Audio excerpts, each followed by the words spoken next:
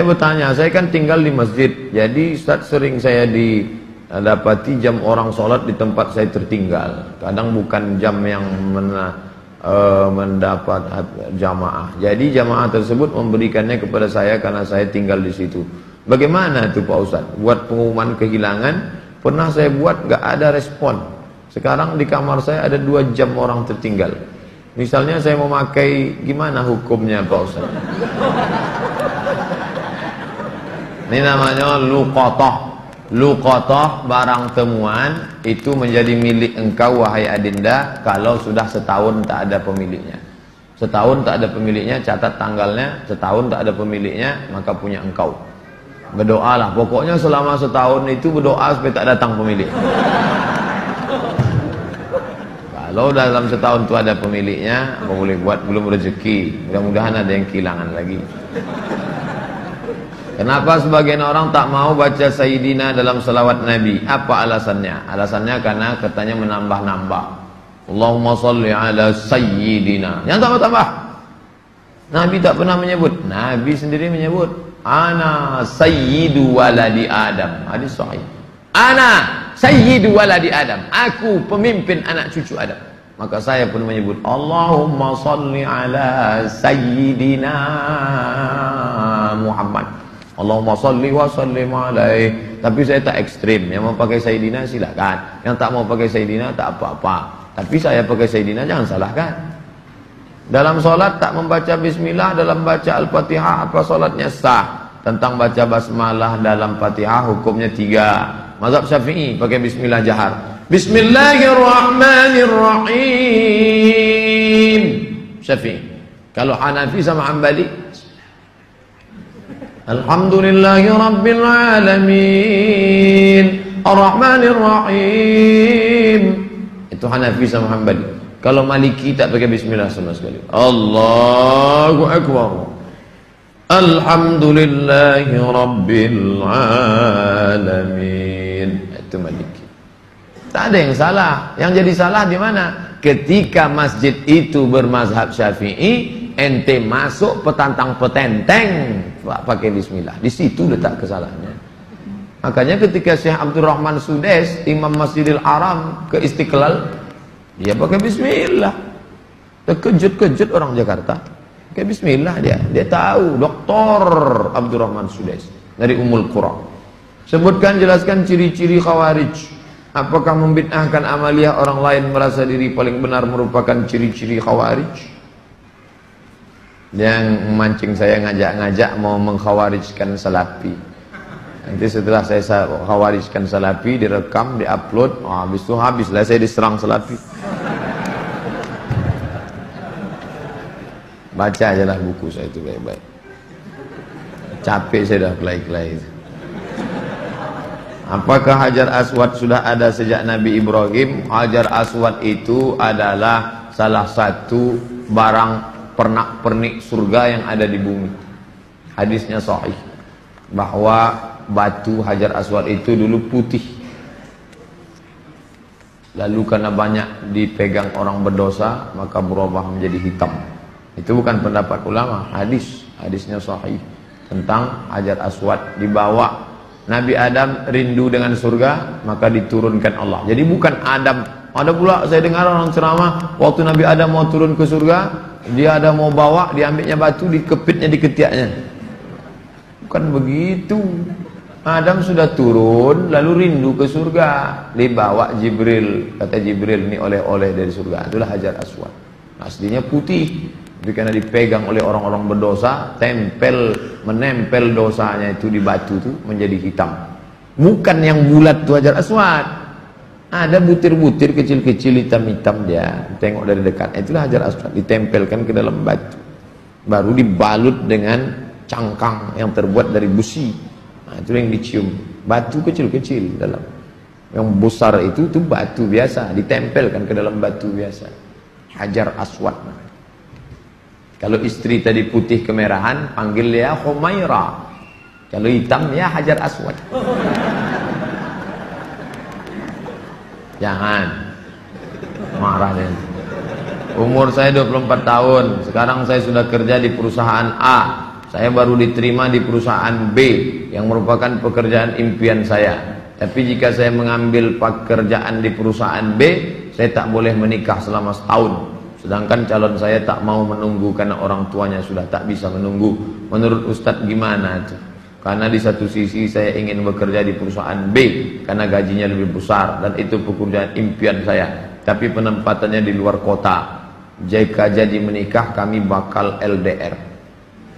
Tolong Pak Ustaz, ini tak ada masalah fikih, ini masalah perasaan. Saya hanya bisa menjawab masalah-masalah fikih. Adapun masalah perasaan,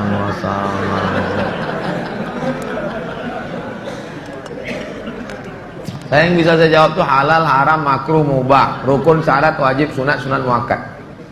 Adapun masalah ini, baiknya kalian duduklah musyawarah. Adinda, kita menikah ini kan saling pengertian. Aku kuliah pontang-panting mau kerja ini kerja aku yang paling. Tolonglah kau pahami keadaanku sekarang. Kalau dari awal aja dia tak bisa ngerti kita, gimana setelahnya? Ini belum lagi menikah, main paksa-paksa, tak bisa. Ini dua makhluk yang berbeda. Walaupun sama-sama mau makan telur ayam, yang satu mata sapi, yang satu dadar, bisa berkelahi. Ini harus mengalah. Hari ini aku mata sapi, besok kau dadar. Ya, lama-lama yang mata sapi suka dadar, yang dadar suka mata sapi. Harus begitu. Nah, kan keperasaan juga ujung. Berapa menit setelah berbuka baru azan Pak Ustaz? Waktu azan itulah berbuka. Tengok definisi puasa. Imsakun nafsi, menahan diri, anil mahzurati, dari semua yang membatalkan puasa, min tulu'il fajri, dari terbit fajar. Terbit fajar itu azan subuh, ila ghurubis syamsi, tenggelam matahari, syafaq ahmar, azan maghrib. Hanya saja bagi muazin minum dia dulu. Muazin itu dianjurkan minum dia. Zahabadh dhama'u wa batallatil uruq wa thabatal ajru, baru dia azan. Allahu akbar, Allahu akbar. Nah, itu dah minum tuh. Kalau yang belum minum, Allah, belum minum tuh. Apakah boleh kita makan setelah selesai, setelah Isya masuk? Yang penting batalkan dulu puasanya dengan minum kah, makan buah kah. Jangan makan es, karena usus itu kering. Knalpot yang kering panas disiramkan air es, mengelupas cat-catnya. Begitulah usus kita itu rusak. Maka yang paling bagus orang Mesir, korma kering, bukan korma yang basah, korma kering, pecah-pecah, buang bijinya, masukkan ke dalam, siram pakai air panas. Agak-agak 2 jam menjelang berbuka. Nanti menyatu dia. Nah, diminum. Itu yang paling bagus. Minum kesukaan Nabi, air korma. Minum air korma. Bagus, manis ya. Maka usus kita awet. Apakah batal puasa mencicipi gulai untuk merasakan garamnya? Mazhab Hambali mengatakan tak batal.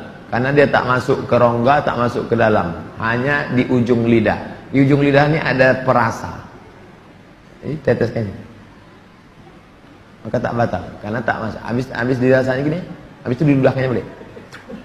Tak masuk ke sini, tak masuk. Mazhab Hambali, tapi saya tak mengamalkan. Saya tidak mengamalkan. Ini saya jawab, mana tahu nanti ada ustadz. Saya bilang tak boleh. Tiba-tiba ada ustadz mengatakan, oh tak tahu Ustadz Somad. Saya tahu, tapi saya tak amalkan. Kenapa? Membuka pintu celah.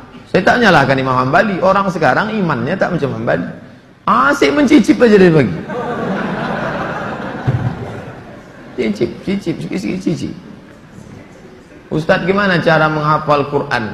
Kami dulu aturan di Al-Azhar tidak pakai SKS, kuliah tak SKS, setahun dipaket 14 mata kuliah, 2 juz Al-Quran, tidak pakai SKS. Tahun 1, tahun 2, tahun 3, tahun 4, 14, 2 juz. Jadi cara kami sebelum subuh dihafal dulu. Satu halaman. Sebelum subuh hafal 1 halaman. Nanti ke masjid, qobliyah subuh baru diulang waktu baca. tahiyatul masjid itu dibaca, maka lama sholatnya karena mengulang setengah, satu rakaat setengah diulang. Tahiyatul masjid, qabliyah subuh, duha, qabliyah zuhur, ba'diyah zuhur, dalam sholat zuhur, qabliyah asar. Nanti asar distorkan ke syekh. Biasanya di tiang-tiang syekh nunggu ngapal. Tapi yang mau menghafal ngantri panjang, nyetorkan hafalan. Tradisi itu tak ada di Pekanbaru. Kalau di Mesir menyetorkan hafalan ngantri menjelang asar sampai maghrib, menyetorkan hafalan setengah juz. 1 hari, 2 hari. Jadi 20 hari hafal 1 juz. 20 hari. Nah, baru waktu yang lain dipakai untuk menghafal. Ujian tak boleh bawa buku. Masuk ke dalam hanya pena saja, bawa kertas tak boleh. Kalau ketahuan mencontek, ditangkap, bisa dicabut, deportasi. Jadi kalau sudah deportasi, putus beasiswa, pulang tak dapat tiket, diusir dari asrama, malu. Karena dulu sebelum berangkat udah kenduri motong kambing. Jadi tekanannya tinggi. Jadi ketika saya pulang, saya terapkan sistem itu. Tak boleh nyontek. Semuanya menyontek. Akhirnya saya berpikir, gimana supaya saya buat 10 soal. Buat 10 soal, bagi. Boleh nyontek Pak? Silakan. Oh, kok lain soalnya? Lalu tahu dia. Saya masih muda Ustaz, ya, kelihatan dari tulisannya. Saya menyukai seorang akhwat. Alhamdulillah. Sempat antum suka ikhwan? Masuk antum yang 144 di. Apa yang harus saya lakukan Pak Ustaz? Kalau untuk meminang sekarang saya tak bisa karena masa kuliah. Saya nggak mau pacaran, tapi saya takut nanti akhwat yang saya suka ini diambil orang. Apa yang harus saya lakukan Pak Ustaz? Antum datang ke orang tuanya, Pak, saya mau minang anak bapaknya. Kapan kau nikah? Ya setelah selesai kuliah lah. Semester berapa sekarang? Baru daftar Pak.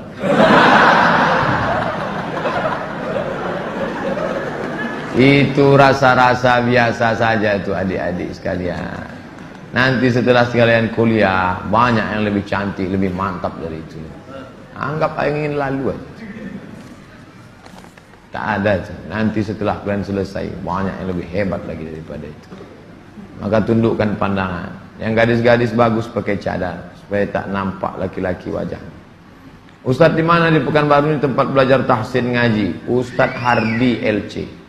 Datang ke Tafakuh. Banyak kajian. Jamnya ada. Datang ke kantor Tafakuh depan gedung guru. Dari sini sebelum Purna MTQ, gedung guru sebelah kanan ada perkantoran Sudirman. Di depannya ada karaoke Rosa. Tapi jangan antum masuk ke situ. Kanan karaoke, yang kirinya Tafakuh. Dr. Mustafa Umar. Tanya, ada Ustadz Hardi? Nah, daftar tahsin dengan Ustadz Hardi. Ustaz, Nabi Muhammad tak pernah cukup puasa sebulan pada bulan Sya'ban. Bagaimana kalau puasa bulan Rajab? Tak pernah, tidak pernah cukup puasa. Pernah Nabi. Bulan Sya'ban pernah Nabi sebulan. Karena Rasulullah SAW yasumu Sya'ban kullah. Kata ulama mana kullahu, pernah dia sebulan. Tapi tidak tiap tahun. Pernah, tapi tidak tiap tahun. Bagaimana dengan Rajab? Rajab bagus. Mana dalil puasa Rajab? Wa minal hurumi fasum, berpuasalah engkau di bulan-bulan haram. Bulan haram itu Zulqa'dah, Zulhijjah, Muharram, Rajab. Dalilnya umum. Ustadz, gimana biar istiqomah sholat di masjid? Begitu sedengar azan langsung bangkit. Karena waktu azan berkumandang setan lari tunggang langgang. Wa 'alaiha duratun, sampai terkentut-kentut. Begitu terdengar azan, Allahu Akbar, Allahu Akbar, bangkit langsung berangkat. Jangan antum santai nanti aja lah menunggu iqamat. Oh enggak, langsung berangkat, langsung ke masjid. Intizarus shalah ba'da shalah, menunggu sholat. Paksa-paksakan sampai dia mendarah daging sehingga kalau tak sholat meleleh air mata antum. Nah, itu baru terasa manisnya sholat jamaah. Apa saja penyebab rezeki dihambat Ustaz? Kami sudah kerja potong panting tapi hasilnya selalu kurang, malah hutang tambah banyak. Banyak berdoa kata Nabi pada orang yang dililit utang, Allahumma inni a'udzubika minal hammi wal hazan wal ajzi wal kasal wal jubni wal bukhul wa dhala'id daini wa ghalabatir rijal. berusaha. Kalau engkau belum diberi Allah, husnuzan pada Allah. Tak sulit bagi Allah menyehatkan Ayub, tak sulit bagi Allah menyelamatkan Yusuf, tak sulit bagi Allah membuat Ibrahim punya anak Ishak, tak sulit bagi Allah menolong Muhammad sallallahu alaihi wasallam. Dia hanya ingin menengok engkau terus berusaha dan berdoa. Bagaimana hukumnya dalam perjalanan menuju kajian Ustadz? Kami melaksanakan sholat maghrib di jalan. Setelah selesai sholat kami tak berzikir dan langsung melanjutkan perjalanan. Bagaimana itu Pak Ustadz? Sambil naik kendaraan itu kalian berzikir. Subhanallah, subhanallah, subhanallah, subhanallah, subhanallah, subhanallah, subhanallah. Alhamdulillah, alhamdulillah, alhamdulillah. Tet, subhanallah. Alladzina yazkuruna Allah qiyaman, berzikir waktu tegak, wa qu'udan, waktu berjalan, waktu duduk, wa ala junubihim, waktu berbaring. Zikir tak boleh putus. Kalau mau cepat takut terlambat. Assalamualaikum warahmatullahi wabarakatuh. Tetap ba'diyah rawatib. Habis itu berzikir. Tak ada halangan. Ustaz, bila kita mempunyai masa lalu yang suram, apakah harus diungkapkan atau tidak pada calon suami istri? Dosa apabila tidak diungkapkan, tidak dikasih tahu. Ada keterus-terangan yang membuat hati orang luka. Tapi ada suatu yang antum sembunyikan bisa berefek hukum. Inishtarata saiban, inishtarata bikran. Kata Imam Ibn Taymiyah dalam kitab Majmu' Fatawa, dikutip oleh Imam Sayyid Sabiq dalam Fikih Sunnah. Yang punya teks Ibn Taymiyah, nama kitabnya Majmu' Fatawa. Dikutip oleh Sayyid Sabiq, dibuatnya dalam kitab Fikih Sunnah. Inishtarata bikran fapanat saiban falahul fashu. Kalau seorang suami mensyaratkan istrinya mesti perawan, ternyata tidak perawan, maka dia punya hak fasah membatalkan pernikahan. Jadi kalau sekedar antum dulu pernah nonton karaoke, tak perlu antum ceritakan. Ditanyanya, kau solihah? Insya Allah bang. Masa lalumu, siapa yang tak pernah punya masa lalu? Emangnya kau suci? Tapi kalau sudah masalah implikasi hukum, antum mesti terus terang. Karena kalau antum bohong, maka dia punya hak fasah. Nah, ini hati-hati. Adalah itu cerita, tapi bahaya juga. Nih kalau cerita dia tak jadi, tak mau. Bukakannya ke yang lain, alamat. Pokoknya gawat lah itu dah. Bila wanita menolak menikah karena alasan menuntut ilmu yang disuruh orang tuanya, bagaimana menurut Pak Ustadz? Kenapa dia tak mau menikah? Ayahnya maksa dia harus selesai S3 baru nikah. S2 23, S3 tambah lagi, S2 25, S3 3 tahun 28. Kau setelah doktor baru boleh menikah. Begitu kata bapaknya. Hadapi bapaknya. Keras bapaknya nih Pak Ustadz. Bapaknya orang apa? Orang Kabupaten Kampar. Ajak Ustadz Mustafa Umar. Bapaknya orang apa? Orang Jawa. Ajak Ustadz Jamhur. Jumpa sama Ustadz Jamhur. Assalamualaikum, waalaikumsalam. Pripun kabari apik? Oh, katanya bapak tak mau ngasih anak bapak nikah sama dia. Saya bukan tak mau, itu saya ngasih alasan aja biar tak jadi sama dia. Ini orangnya baik Pak, baik orangnya, sopan. Oh, jadi ada pintu celah masuk ke dia. Bapaknya itu kan manusia, bukan robot. Ada hatinya. Kau sentuh tepat di hatinya, dia akan jadi milikmu untuk selamanya. Sebelumnya mau ucapkan selamat milad ke-40. Bolehkah itu mengucapkan selamat ulang tahun? Saya tak merasa 40. Saya lahir tahun 1397 Hijrah. Jadi umur saya sekarang sudah 42 tahun. Saya pakai Hijriah. Maksud pertanyaannya, bolehkah mengucapkan selamat ulang tahun?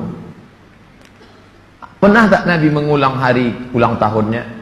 Ya Rasulullah, kenapa engkau puasa hari Senin? Dzaka yauma wulidtu, hari Senin aku lahir. Ada dia menyebut hari kelahirannya, tapi diisinya dengan ibadah. Kalau mengingat hari lahir dengan sedekah anak yatim, pergi ke jumpa Pak Yazid, sedekah. Pak Yazid, berapa anak yatim di sini? Ada 200. Tolong keluarkan. Semuanya, 5 orang aja Pak. Iko ada nasi bungkui kok. Makan bersama. Dek, makan ya. Adik kenapa tinggal di sini? Ayah saya meninggal, adik. Syukur atas nikmat. Tak salah. Tapi kalau dikumpul kawan-kawan, hari ulang tahun, dipecahkan telur ayam, telur itik, telur bebek, dikasih pula ini, diikatkan di tiang listrik, disiram kopi, rupanya ada kabel telanjang, kontak mati. Buat dosa aja. Saya punya teman, suka sekali berjudi. Sudah berkali-kali saya nasihati, tak juga mau berhenti. Saya suruh teman lain juga tak mau. Bagaimana cara menyadarkannya Pak Ustaz? Panggil polisi. Angkat. Banyak jamaah kita polisi. Nanti saya kasih nomor. Jamaah kita banyak polisi. Saya kasih nomor. Di mana dia selalu main? Tangkap. Yang narkoba tangkap. Ada cerita. Kertas terakhir. Boleh sholat berjamaah di masjid agak jauh dari rumah, tapi musola lebih dekat dari rumah kita. Bagaimana yang lebih baik? Kalau di masjid yang jauh itu engkau pergi karena ada pengajian Ustadz Mustafa Umar, ada pengajian Ustadz Mawardi Muhammad Saleh, tapi masjid yang dekat tetap ada sholat berjamaah, boleh. Tapi kalau sampai masjid musola yang dekat rumah tak ada orang sholat berjamaah, istahwadan alaihimus syayatin, sekeliling kampung itu diganggu setan. Musola, surau, langgar, masjid yang sudah dikomitmen sholat berjamaah, tiba-tiba tinggal tak ada berjamaah, istahwadan alaihimus syayatin. Nah, jadi perhatikan baik-baik. Pak Ustadz, memang di situ tak ramai, tapi pasukan inti adalah. Oke, tak masalah. Atau pergi ke masjid sana karena ada pengajian di situ. Tapi kalau sampai kosong, antum yang azan di situ, antum azan sholat dulu, selesai sholat baru pergi ke sana. Azan subuh sudah siap di masjid musola. Kita sholat sunat fajar di rumah. Siap sholat sunat baru kita ke masjid. Apakah sah sholat? Apakah sholat sunat kita itu? Sholat sunat di rumah, rumahnya dekat. Tapi kalau rumahnya jauh, sholatnya di masjid. Nabi sholatnya kan di rumah. Nabi itu jarak dia 22 meter. Dari mimbar Nabi ke dinding kamar Nabi 22 meter. Kita berapa kali belok? Terakhir, apa boleh sholat tarawih di masjid jauh dari rumah kita, sedangkan masjid musola ada dekat? Sama jawaban macam tadi. Ala hazihin niyah. Al-Fatihah. A'udzubillahi minasyaitonir rajim. Bismillahirrahmanirrahim. Alhamdulillahi rabbil alamin. Ar-Rahmanir Rahim. Maliki yaumiddin. Iyyaka na'budu wa iyyaka nasta'in. Ihdinas siratal mustaqim. Shiratal ladzina an'amta 'alaihim ghairil maghdubi 'alaihim waladdallin.